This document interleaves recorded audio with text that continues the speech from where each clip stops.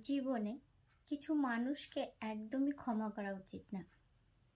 বিশেষ করে তারা যারা রং বদলাতে শুরু করে বা বদলায়।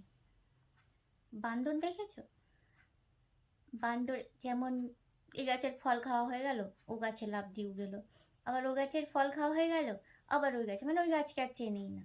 তো এরকম কিছু কিছু বান্দর আছে আমাদের লাইফে। সেই বান্দরগুলো এতটাই চুষুমখোর, এতটাই স্বার্থবাদী যে যখন তোমার কাছে স্বার্থ আছে তখন তুমি পৃথিবীর সব থেকে শ্রেষ্ঠ মানুষ। আর যখনই তোমার কাছে স্বার্থ শেষ, তোমার কাছে সব কিছু মোটামুটি শেষের কাজে চলে আসছে, তোমার থেকে আর নেবার কিছু নেই, সে টপ করে লাফ দিয়ে অন্য গাছে গিয়ে তারপরে বলে, তুই তুই কে? তোকে চিনিই না, তোর কিছু করিই নি, তোর মতন বিশ্ব বিশ্ব খারাপ কেউ দুনিয়াতে নেই।